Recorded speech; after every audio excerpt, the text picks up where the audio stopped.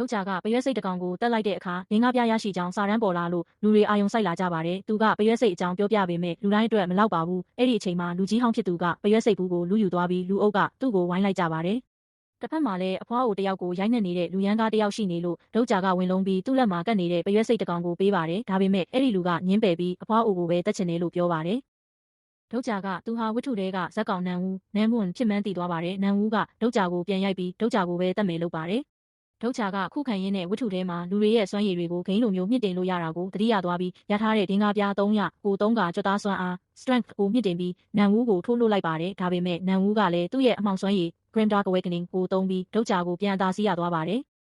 အဲ့ဒီအချိန်မှာလူအုပ်ကလူရင်းနဲ့ပရွက်စိတ်ဘူးကြကွဲပြီးဥတွေပါတဲ့ပြုံတစ်ခုလိမ့်ထွက်လာပါတယ်ဒုတ်ဂျာကအဲ့ဒါကိုဖျက်ဆီးလိုက်လို့ဒင်းကားပြားအမြောက်များရရှိသွားပါတယ်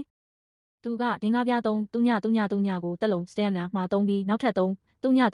ကိုလျင်မြန်မှု agility မှာသုံးလိုက်တဲ့အတွက်နန်ဦးရဲ့တိုက်ကွက်တွေကိုရှောင်ကွင်းပြီးပြန်လဲကြအောင်ရိုက်နှက်နိုင်ခဲ့ပါတယ်နန်ဦးကကြောက်လန့်တကြားနဲ့အဖွားအိုကိုမနာကျင်စေတော့ပဲပရွက်စိတ်တကောင်တောင်းပေမဲ့ဒုတ်ဂျာကမင်းကဒီဇလန်းမှာပါဝင်ဖို့မထိုက်တန်ဘူးဆိုပြီးညင်းပယ်ကအဖွားအိုကိုကာကွယ်ဖို့ပြေးသွားပါတယ်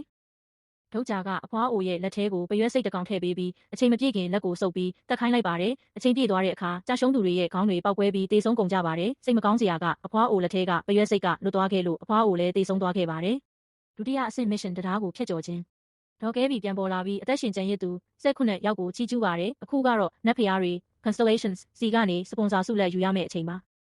လူတိုင်းစီမှာမိမိကိုကူညီခြင်းနဲ့နတ်ဖျားစည်ရင်ပေါ်လာပြီးတဘာဘာကိုရွေးချယ်ရမှာဖြစ်ပေမဲ့နောက်တစ်ချိန်မှာအဲ့ဒီအကျွေးကိုပြန်ဆက်ရမှာဖြစ်ပါတယ်ဒုတ်ဂျာကတော့လောလောဆယ်စပွန်ဆာမယူဘဲညင်းပယ်လိုက်ပါတယ်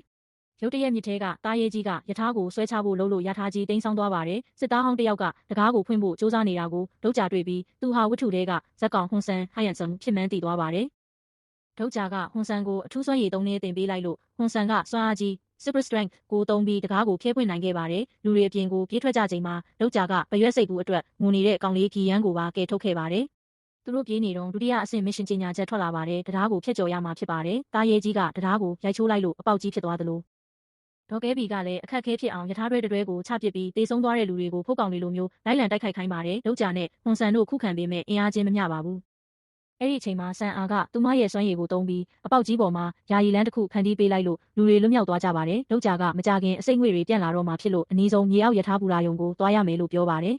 ဒါပေမဲ့ဝတ္ထုထဲမှာဂျွန်ဟော့ကဒီဘူတာယုံမှာငကားနဲ့တိုက်ရင်တေဆုံးသွားပြီးအချိန်နောက်ပြန်ဆုတ်တဲ့စွမ်းရည်သုံးခဲ့လို့ကြံတဲ့လူတွေအကုန်တေခဲ့ရတာကိုဒုတ်ဂျာသတိရသွားပါတယ်အသက်ရှင်ခြင်းဂျွန်ဟော့ကိုအသေးမခံဘဲကာကွယ်ရပါမယ်